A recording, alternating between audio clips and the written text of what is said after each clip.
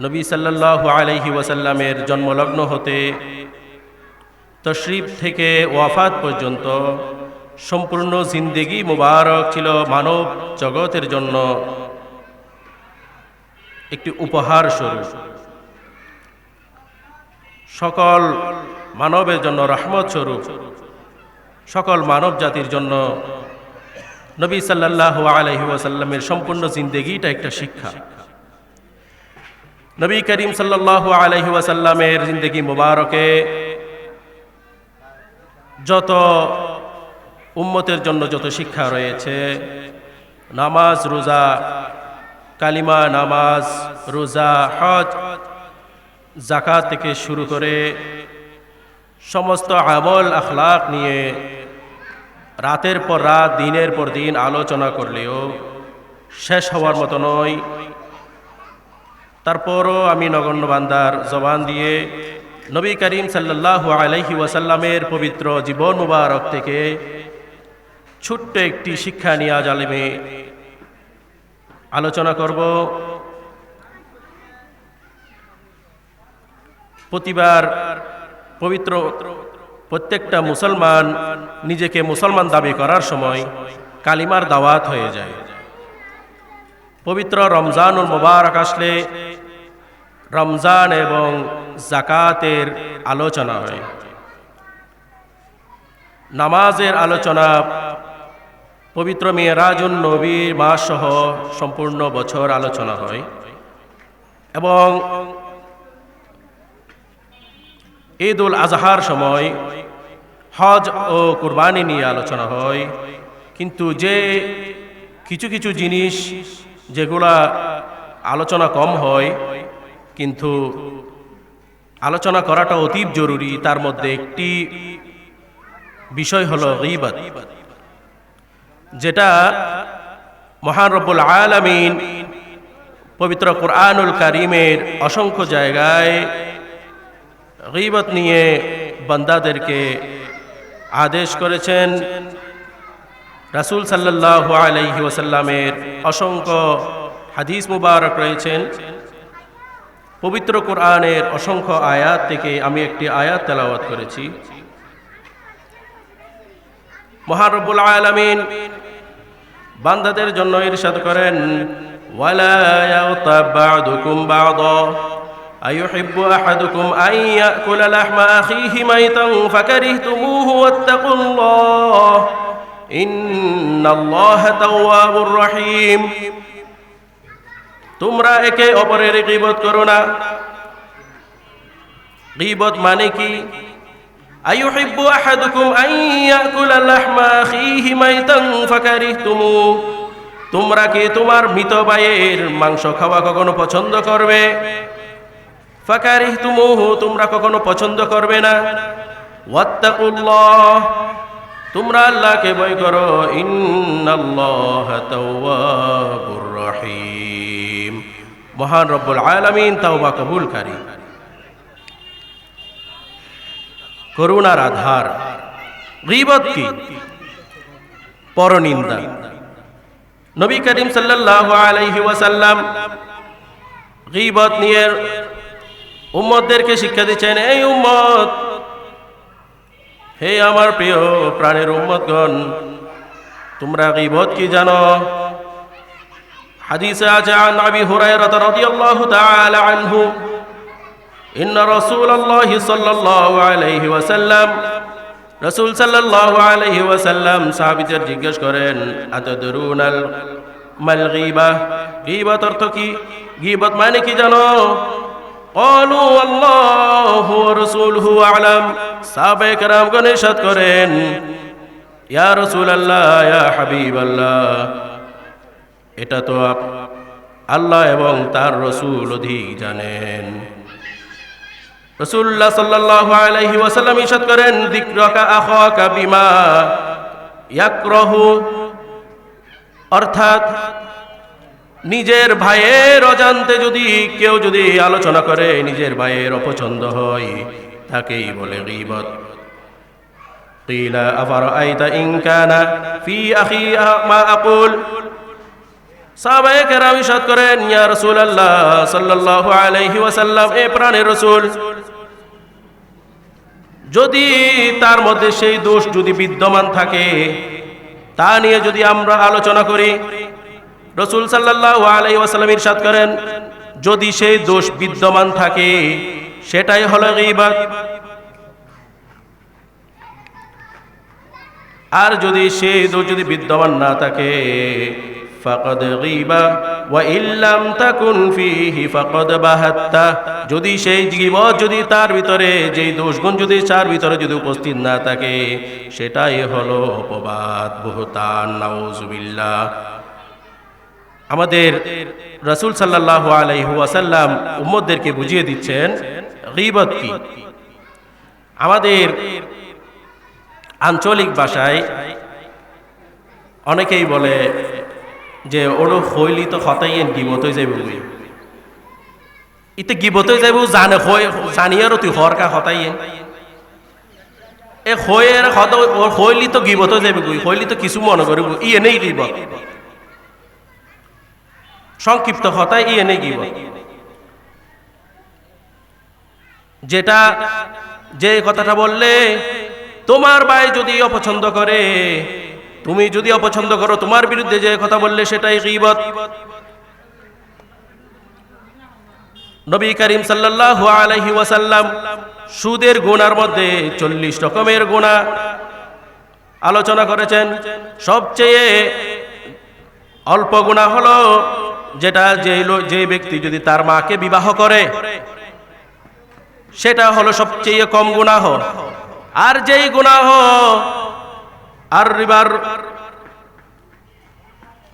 আরবার রিবা সবচেয়ে শক্ত সুদ হলো, সুদের গুনাহ হলো বান্দার পরনিন্দা করা, বান্দার গীবত করা। রাসূল সাল্লাল্লাহু আলাইহি ওয়াসাল্লাম ইরশাদ করেন, আনকিহার রাজুলু উম্মাহু ওয়া ইয়ারজু আরবার রিবা আরদুল মুসলিম। অর্থাৎ যদি তোমার ভয় পর ভাইয়ের, যদি তোমার অন্য একজন মুসলিম ভাইয়ের যদি তুমি পরনিন্দা করো, গীবত করো, তবে সেটাই হবে সবচেয়ে বড় গুনাহ, সুদের গুনার মধ্যে সবচেয়ে বড় গুনাহ। সকলে বলুন না নাউযুবিল্লাহ। আমরা একজন মুসলমান ভাইয়ের পিছনে কথা বলবো কেন, গীবত করব কেন? এটা হলো সবচেয়ে ছোট, যদি বোঝা না যায়, যদিও বা দৃষ্টিকোণ থেকে সেটা খুবই ছোট দেখা যাচ্ছে, কিন্তু গুনাহটা অনেক বড় গুনাহ।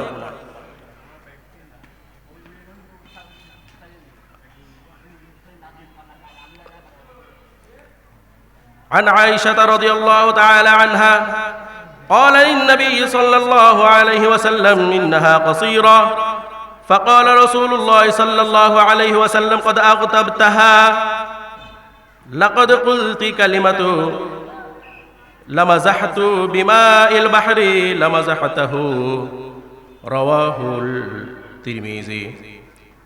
হযরত আয়েশা রাদিয়াল্লাহু তাআলা আনহা, আম্মাজান আয়েশা রাদিয়াল্লাহু তাআলা আনহা, আম্মাজান হযরত সাফিয়া রাদিয়াল্লাহু তাআলা আনহাকে নিয়ে ছোট্ট একটি কথা বলেছেন, আন্নাহা কসীরাতু, অর্থাৎ তিনি তো খাটো। রাসূল সাল্লাল্লাহু আলাইহি ওয়াসাল্লাম ইরশাদ করেন, আগতাবতাহা, তুমি গীবত করেছো।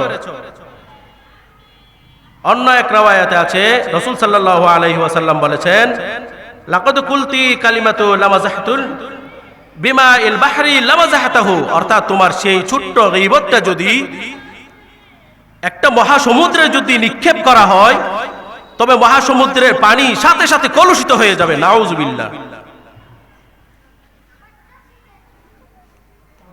গীবত করা মানুষ কখনো নিজের বিবেক বুদ্ধি দিয়ে নিজের কি দোষ সেটা কখনো দেখে না।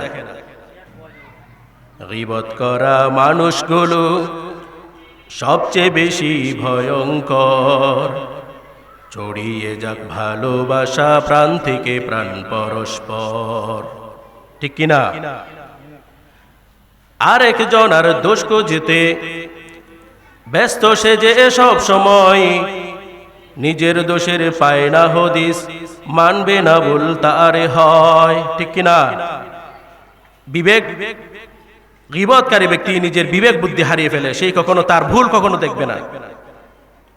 আরেক জনার দোষ খুঁজেতে ব্যস্ত সে যে সব সময়, নিজের দোষের পায় না হদিস মানবে না ভুল তারে হয়। আরেক জনার নিন্দা করে জিন্দা করে পাপ যে তার, ঠিক কিনা? আরেক জনার নিন্দা করে জিন্দা করে পাপ যে তার। ছড়িয়ে যাক ভালোবাসা প্রাণ থেকে প্রাণ পরস্পর। গীবত করা মানুষগুলো সবচেয়ে বেশি ভয়ঙ্কর। ছড়িয়ে যাক ভালোবাসা প্রাণ থেকে প্রাণ পরস্পর। গীবত দুনিয়ায় করে ফেললেন, হায় আল্লাহ, গীবতের শাস্তি কি? عن عباس رضي الله تعالى عنه قال مر النبي صلى الله عليه وسلم بقبرين فقال إنهما ليعذبان। রাসূল সাল্লাল্লাহু আলাইহি ওয়াসাল্লাম একদা দুইটা কবরের পাশ দিয়ে সাহাবায়ে কেরাম নিয়ে হেঁটে যাচ্ছেন। তিনি তখন একটি খেজুরের ডালা দুই টুকরা করে দুইটা কবরে পুঁতে দিয়ে দোয়া করে তিনি চলে যাচ্ছেন। সাহাবায়ে কেরাম রাদিয়াল্লাহু তাআলা আনহু ইরশাদ করেন, ইয়া রাসূলুল্লাহ সাল্লাল্লাহু আলাইহি ওয়াসাল্লাম, ইয়া রাসূলুল্লাহ সাল্লাল্লাহু আলাইহি ওয়াসাল্লাম, আপনি কেন এই কাজটি করেছেন? রাসূলুল্লাহ সাল্লাল্লাহু আলাইহি ওয়াসাল্লাম ইরশাদ করেন, ইন্নাহুমা লা ইউআযাবান, তারা দুইজন অতএব আযাবের মধ্যে লিপ্ত রয়েছে। নাউযুবিল্লাহ, তারা দুইজন কবরের মধ্যে অনেক কষ্টের মধ্যে রয়েছে। ওয়া মা ইউআযাবান ফি কাবীরিন, তাদের যে পাপ সেটা কিন্তু খুব বড় করে দেখার সুযোগ নেই। বাস্তবপক্ষে সেটা কোনো বড় পাপ মনে হচ্ছে না। একটি হচ্ছে আম্মা আহাদুহুমা ফাকানা লা ইয়াস্তাতিরু মিনাল বাউল, তাদের মধ্যে একজন হলো পেশাব করে সেখান থেকে পবিত্রতা হওয়ার প্রতি উদাসীন ছিল। ওয়া আম্মাল আখারু ফাকানা ইয়ামশি বিন্নামিমা, তাদের মধ্যে অন্যজন হলো মানুষের গীবত খেয়ে বেড়াতো, মানুষের দুষ্গুণ নিয়ে তিনি বেড়াতো। নাউযুবিল্লাহ। অন্য যে লোকটি রয়েছেন, একজন হলো নিজের পেশাব থেকে পবিত্রতা হওয়ার ব্যাপারে উদাসীন ছিল, অন্যজন হলো মানুষের গীবত নিয়ে আলোচনা করত, মানুষের পরনিন্দা করত। ইয়ামশি বিন নামিমা, মানুষের দুষ্গুণ নিয়ে চলতো। দেখতো জিনিসটা খুব বড় না হলেও রাসূল সাল্লাল্লাহু আলাইহি ওয়াসাল্লাম ইরশাদ করেন, তাদের কবরের মধ্যে অধিকতর আযাবের মধ্যে কষ্ট পাচ্ছে তারা। তোমরা দেখতেছো আমি দুইটা ডাল কেটে দুই কবরে পুঁতে দিয়েছি। আমি ওই দুইটা ডাল পুঁতে দেওয়ার কারণ হলো যতক্ষণ পর্যন্ত ওই দুইটা ডাল জীবিত থাকবে, আল্লাহর কাছে দোয়া করবে, ততক্ষণ পর্যন্ত ওই দুইজন বান্দা আযাব থেকে মুক্ত থাকবে। বলুন সুবহানাল্লাহ।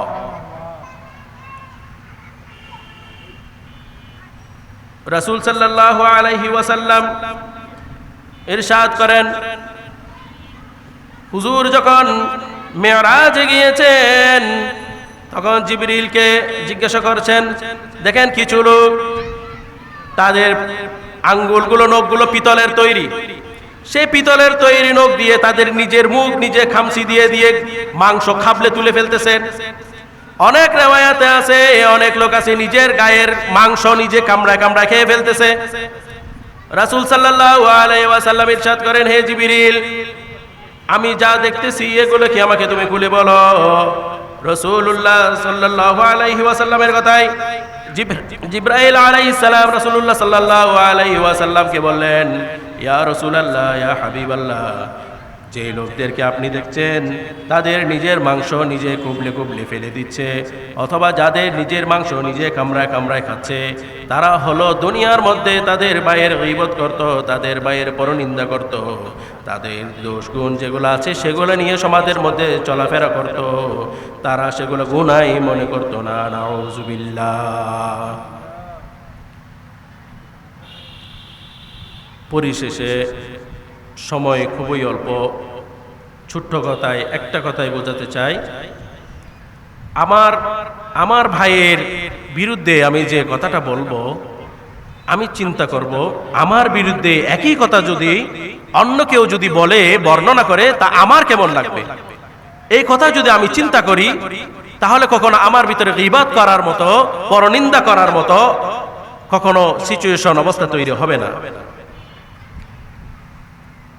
যদি কখনো আমাদের অজ্ঞাতবশত যদি কখনো গীবত হয়ে যায়, রাসূলুল্লাহ সাল্লাল্লাহু আলাইহি ওয়াসাল্লাম ইরশাদ করেন, যদি তোমাদের অজ্ঞাতবশত যদি কখনো কারো পরনিন্দা করে ফেলো, গীবত করে ফেলো, সাথে সাথে বলো আস্তাগফিরুল্লাহ, আস্তাগফিরুল্লাহ, আস্তাগফিরুল্লাহ।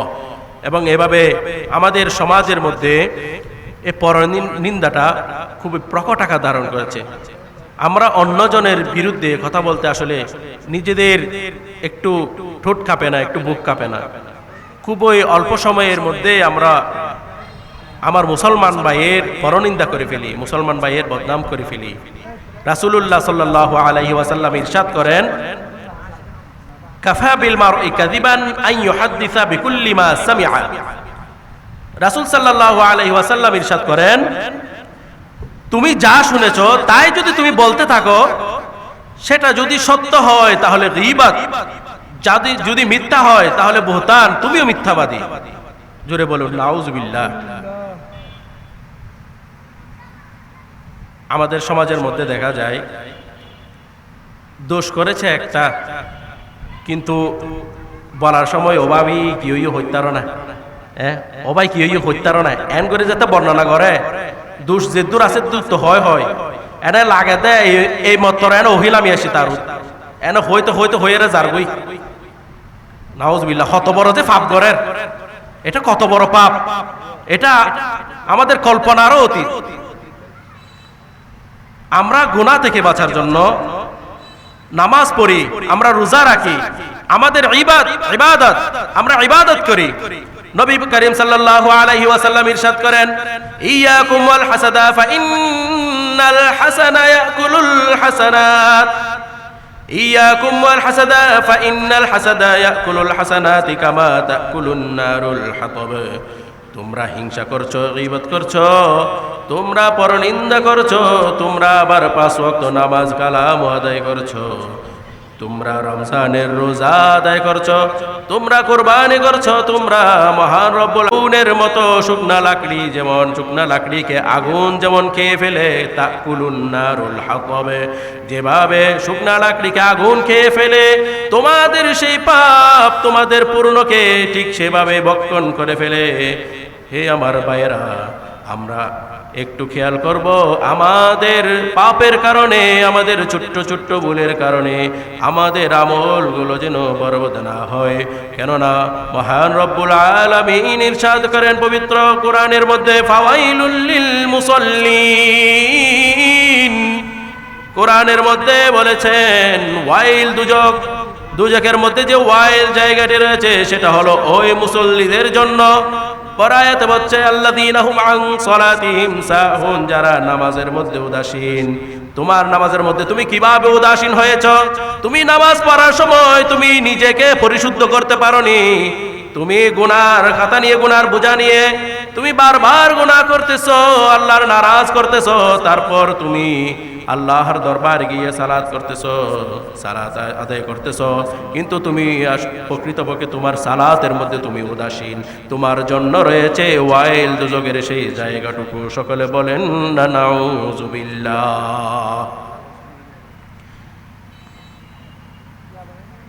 পরিশেষে আমি আমার ভাইদের প্রতি, আমার শ্রদ্ধাভাজনদের প্রতি, সকলের প্রতি অনুরোধ জানাচ্ছি, মহান রব্বুল আলামিন পবিত্র কোরআনে অসংখ্য যা আয়াতে কারিমাত নাজিল করেছেন উম্মতকে শিক্ষা দেওয়ার জন্য, উম্মত যাতে বড় বড় পাপের পাশাপাশি ভয়ানক রকমের ছোট ছোট গুনাহ থেকে যেন বান্দা সবসময় যেন দূরে সরে থাকে।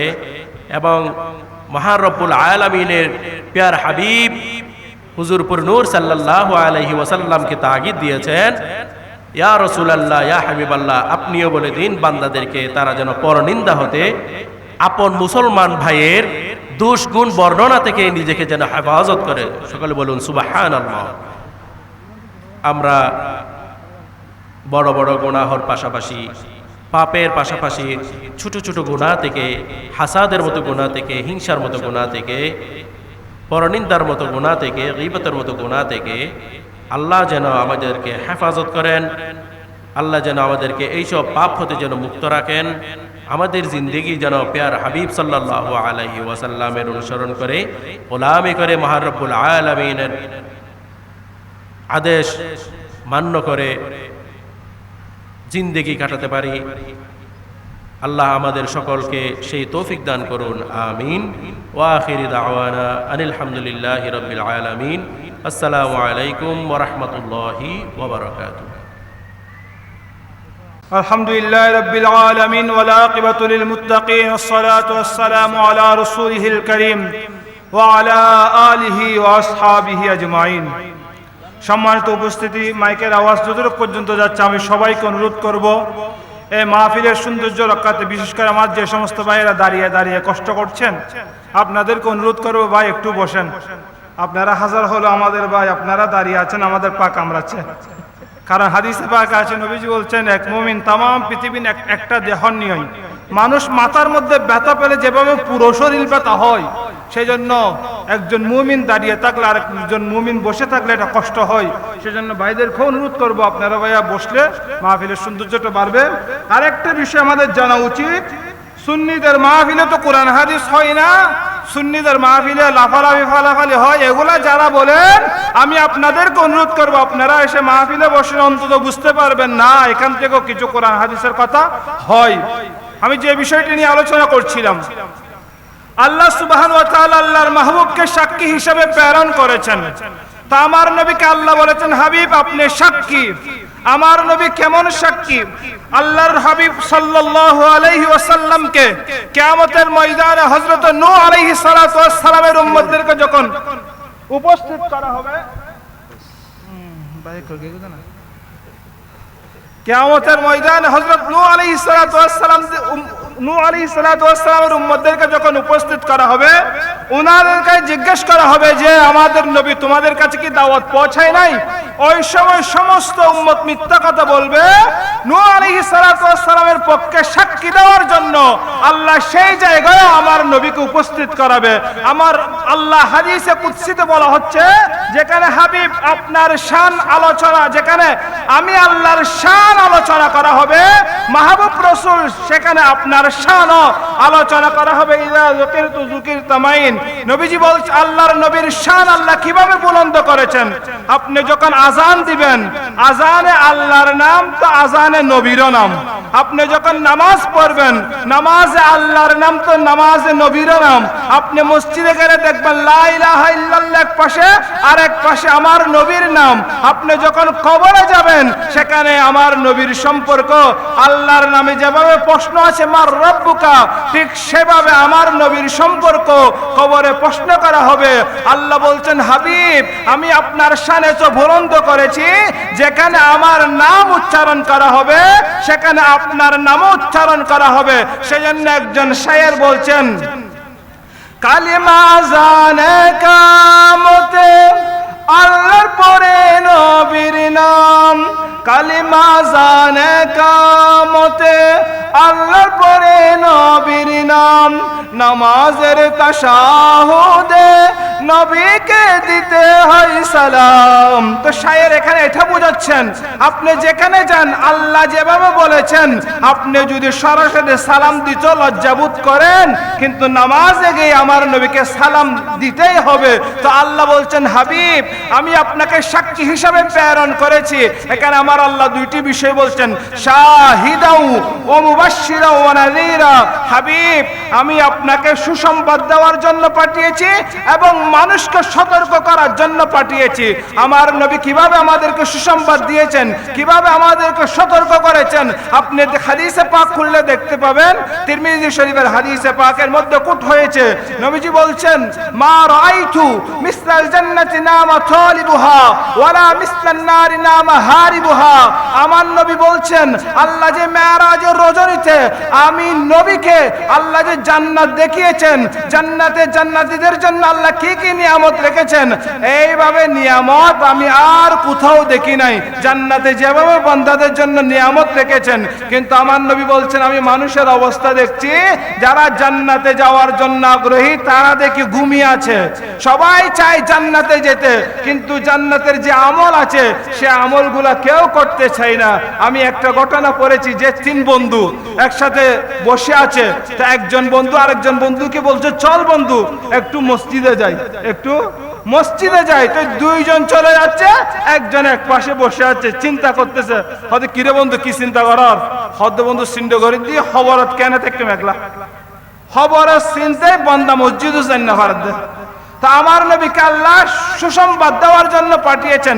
নবীজি বলছেন, জাহান্নামীদের শাস্তি আমি দেখেছি। জিবরাইল আমিন আমাকে ঘুরে ঘুরে জাহান্নামীদের শাস্তি কি কি হবে, গীবতের কি শাস্তি, মিথ্যা কথা বললে কি কি শাস্তি, সব কিছু আমাকে দেখানো হয়েছে। আমি দেখেছি জাহান্নামের মতো কষ্টদায়ক জায়গা আমার এই চোখ দিয়ে আমি আর দেখি নাই। কিন্তু যারা জাহান্নাম থেকে বাঁচতে চায় তারাও দেখি ঘুমিয়ে আছে। তাহলে আয়াতে কারিমা থেকে আমরা বুঝতে পারলাম, আল্লাহ আল্লাহর হাবিবকে পাঠিয়েছেন 3টা দায়িত্ব দিয়ে।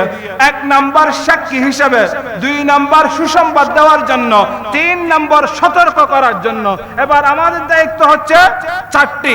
উম্মতে মুহাম্মাদি যারা আছে সকলের দায়িত্ব হচ্ছে 4টি। আল্লাহ সুবহানাহু ওয়া তাআলা বলছেন, লিতুমিনু বিল্লাহি ওয়া রাসূলিহি, আমরা যেন আল্লাহর উপর বিশ্বাস করি, আল্লাহর উপর ঈমান আনি। আমরা যেন আল্লাহর রাসূলের উপর বিশ্বাস করি। আল্লাহ আল্লাহর নবীকে কি কি শান দিয়েছেন, কি কি মর্যাদা দিয়েছেন, সব কিছু বিশ্বাস করার নামই হচ্ছে ঈমান। এখন দুঃখের বিষয় হলো, সত্যি উম্মত একথা বলে দিচ্ছে যে নবী এটা জানে না, মানে উম্মত হয়ে উনি জানতেছেন কিন্তু নবী জানে না। আমার আল্লাহ বলছেন, ওয়া আল্লামাকা মা লাম তাকুন তা'লাম ওয়া কানা ফাদলুল্লাহি আলাইকা আযীমা। হাবিব, আপনি যে সব বিষয় জানতেন না, আমি সব কিছু আপনাকে শিক্ষা দিয়েছি। তাহলে আল্লাহর উপর ঈমান আনতে হবে, নবীর উপর ঈমান আনতে হবে। তারপর আমার আল্লাহ আমাদেরকে বলছেন, নবীকে তাজিম করা, নবীকে সহযোগিতা করা, নবীকে তাজিম করা, নবীকে সম্মান করা, নবীকে এবং সহযোগিতা করা। যে কথাটি সূরা ফাতার মধ্যে যে কথাটি আল্লাহ বলছেন, আমার নবীকে তোমরা সহযোগিতা করবা এবং আমার নবীকে তাজিম করবা। তারপর আল্লাহ বলছেন, ওয়াতুসাব্বিহুহু বুকরাতা ওয়া আসীলা, আমরা যেন সকাল সন্ধ্যা আল্লাহর জিকির করি। আল্লাহর জিকির যে ঘরের মধ্যে থাকবে সে ঘরে অবশ্যই শান্তি থাকবে। যে ঘরের মধ্যে আল্লাহর জিকির নাই সে ঘরের মধ্যে আল্লাহর গজব হয়। আজকে থেকে কয়েক বছর আগে আমাদের মা বাবারা সন্তানদেরকে আদেশ করতো, বাবা সামনের রুমে গিয়ে একটু আল্লাহ ডাক, আল্লাহর ইবাদত কর। তখন সন্তানগুলো আল্লাহর জিকির করত, আল্লাহ ফানা দিও, আল্লাহ দয়া করো, আল্লাহ রহমত করো, এই শব্দগুলো সন্তান বলতো। আজকে দুঃখের বিষয় হলো, সত্যি সন্তানও আল্লাহ ডাকে না, মাও আল্লাহ ডাকে না। সন্তান মাকে শিক্ষা, সন্তানও আল্লাহ ডাকে না, মাও আল্লাহ ডাকে না। অথচ আল্লাহ বলছেন, সকাল সন্ধ্যা আমার তাসবিহ পাঠ করো। তা আপনার ঘরের মধ্যে তাসবিহ পাঠ হচ্ছে না বিদায় আপনার ঘরে অশান্তি, একের পর এক নাফরমানি লিপ্ত হচ্ছেন। সেজন্য আল্লাহর আইন মানার মধ্যে শান্তি আছে।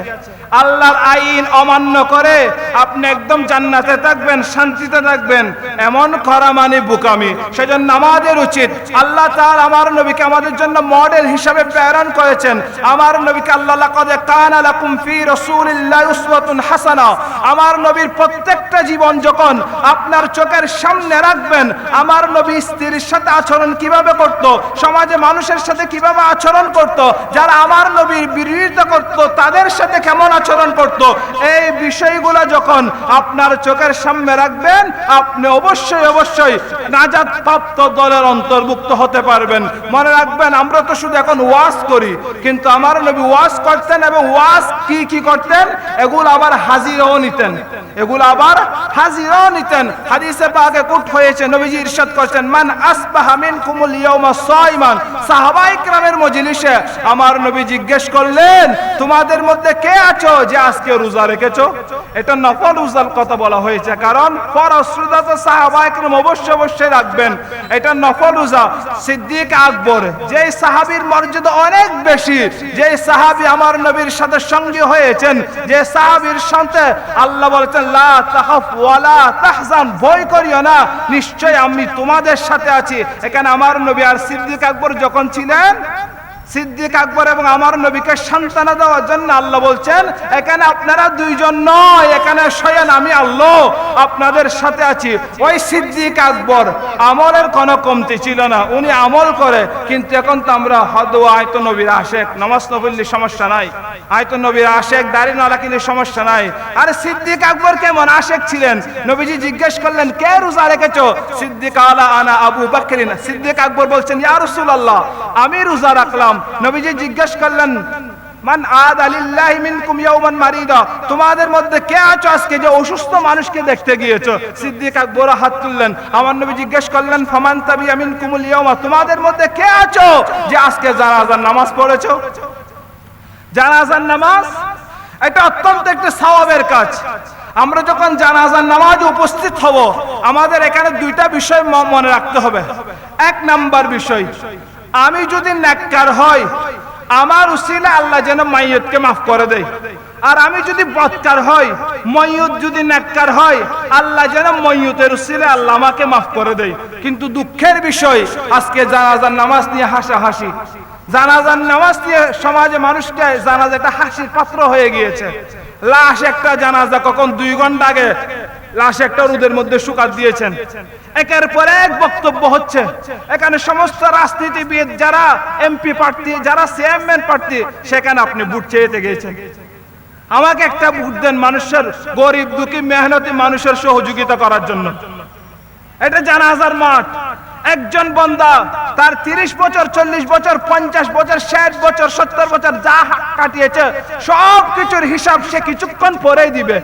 আর সেই জানাজার মাঠে আপনি দাঁড়িয়ে ভোট চাচ্ছেন গরিব দুঃখী মানুষকে সহযোগিতা করার জন্য। সহযোগিতা না, এখানে একটা শব্দ বাড়িয়ে লেখা দরকার, যে গরিব দুঃখী মেহনতি মানুষের পরম বন্ধু নয়, মেহনতি মানুষের পরম শত্রু। কারণ উনি এটা বুঝাচ্ছেন, আমাকে একটা ভোট দিয়েন, কারণ আমার 2 তলা বাড়ি যেন 5 তলা করতে পারি। আমার ছেলেকে ওখানে আমি দেশে পড়াচ্ছি, আমি যখন এমপি হব আমার ছেলেকে আর দেশে পড়াবো না, এখন ডাইরেক্ট বিদেশে। শুধু একটা ভোট দিবেন, মানে এই ভোট মানুষ এটা মরে যাক, যেমন আপনি একটু আমাকে টাকা কামানোর সুযোগ করে দেন। আরে নির্বাচনের আগে প্রচারণা হয়, মানুষের ঘুম ঠিক থাকে না। অমুক ভাইয়ের চরিত্র ফুলের মতো পবিত্র, দুপুর নাই, সন্ধ্যা নাই, সকাল নাই, বিকাল নাই, মানুষের ঘুম একদম হারাম করে দেয়। আর ওই চেয়ারম্যান সাহেবকে আমি যখন ভোট দিয়ে চেয়ারম্যান বানাইলাম, আমি একটা যখন বিপদে পড়ে চেয়ারম্যান সাহেবের কাছে গেলাম, সকাল 10টা বাজে, সকাল 11টা বাজে, তখন জিজ্ঞেস করি চেয়ারম্যান সাহেব কোথায়? বলি উনি এখন ঘুমাচ্ছে। কিরে ভাই, আপনি তো আগে আমার ঘুম নষ্ট করে দিয়েছেন, এখন আপনি কেন ঘুমিয়ে আছেন? মনে রাখবেন, বড় বড় সুফি যারা আছে, ওনারা ক্ষমতা না নেওয়ার জন্য সমাজ থেকে পলায়ন করেছে। কিন্তু আজকে দুঃখজনক হলো সত্যি, ওনারা ক্ষমতায় যেতে ভয় পেয়েছে। কারণ কি? ওনারা এই চিন্তা করেছেন আজকে ক্ষমতায় গেলে হয়তো আল্লাহর নাফরমানি হবে।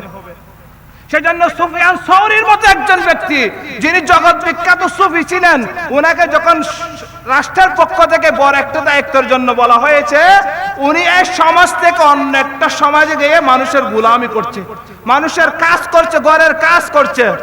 দুঃখের বিষয়, ওই সময় মানুষ ক্ষমতায় যেতে বই পেত আল্লাহর নাফরমানি হবে বিদায়। আর আজকে আল্লাহর নাফরমানি একের পর এক করছে ক্ষমতায় যাওয়ার জন্য। এই দুর্গা পূজার আপনি সামর্থ্য দিচ্ছেন, সফল হওয়ার জন্য দোয়া করছেন, ওই দুর্গা পূজায় তো আল্লাহর নাফরমানি হয়, রসুলের নাফরমানি হয়।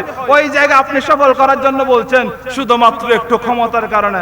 আল্লাহর ভয় থাকতে হবে, আল্লাহর বই থাকতে হবে। আপনি হিন্দু কে সাপোর্ট দিচ্ছেন সবাইকে, ঠিক আছে, রাষ্ট্রীয় যারা দায়িত্ব আছে অবশ্যই তাদেরকে সহযোগিতা করতে হবে। তাই বলে মুসলমানদের এত বড় একটি ঈদে মিলাদুন নবী রাষ্ট্রের পক্ষ থেকে তেমন কোনো সহযোগিতা আসে না।